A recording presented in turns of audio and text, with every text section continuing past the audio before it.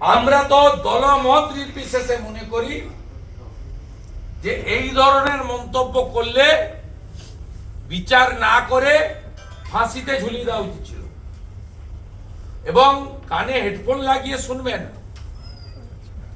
ওই কথাটা যে একদম মানে মানে নর্দমাতেও কিছুটা লেভেল টেবিল থাকে, এই ভাষা মুখে আনা যাবে না। 5 বার বলেছি, 5 টাইম, এবং সকাল থেকে আপনাদেরকে বলেছে যে আমি বলিনি। তাহলে চিঠিটা দেবে কেন?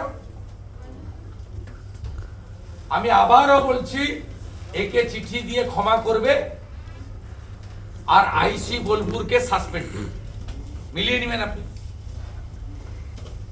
এই রাজ্যে এগুলো হয়। বিনীত গোয়েলরা পুরস্কার পায়, সন্দীপ ঘোষরা পুরস্কার পায়। একদিনে 3টে অর্ডার হয়েছিল সন্দীপ ঘোষের, তাড়াতাড়ি পুড়িয়ে দিয়েছে বলে পানিহাটির ওই কাউন্সিলরটা চেয়ারম্যানের পোস্ট পেয়েছে।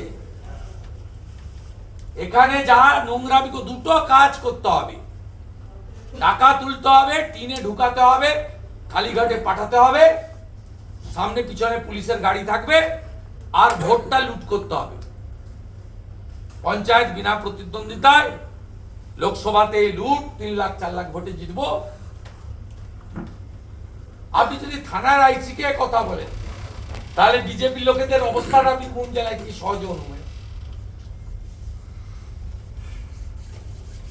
আপনারা এটাকেও যেমন গুরুত্ব দিচ্ছেন, সোদপুরে হিন্দু নাম ভাঙিয়ে যে রোহিঙ্গা মুসলিম ধরা পড়েছে, দেশের স্বার্থে এটাকেও সামনে আনুন।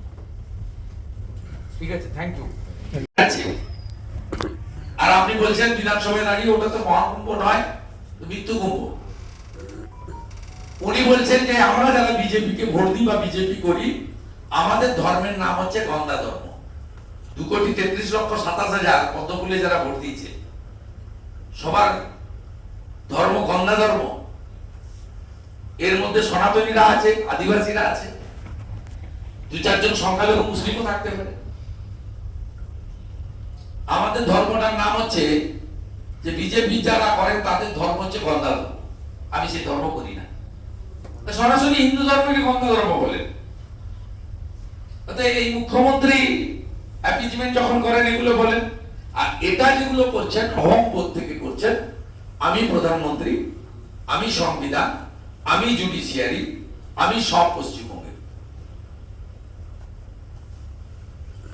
অতি দর্পে হত লঙ্কা, অতি মানে চ গৌরবা পড়বে।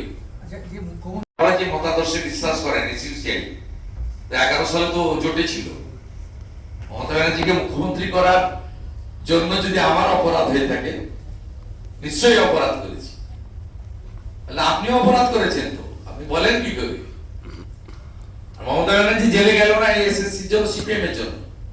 97 সালে স্কুল সার্ভিস কমিশনের অ্যাক্টে অ্যাডিশনাল পোস্ট ক্রিয়েশনের যদি ক্লজটা না থাকতো, তাহলে তো হাইকোর্ট যে অর্ডার দিয়েছিল সুপার নিউমারি নিয়ে, সেটা তো supreme court CBI order, supreme court তো রেখে দিতে গেছিল।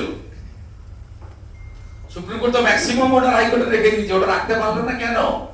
97 সালে সিপিএম এ তৈরি করা এসএসসির অ্যাক্টে অতিরিক্ত শূন্যপদ ক্রিয়েশনের স্কোপটা রেখে গেছিলেন। আর দেবাশিস হালদার বাবু, আপনার বক্তৃতা আমি শুনেছি বসে বসে, আপনি উত্তরপ্রদেশের কথা বলছিলেন বিকাশ ভবনের সামনে দাঁড়িয়ে। আর আপনিও তো এই সরকার আমার পিছনে ছিলেন, আপনি যে দল করেন 11 সালে। জয়নগর কুলতলিতে তো আমি গিয়ে প্রচার করে এসেছি আপনাদের জন্য।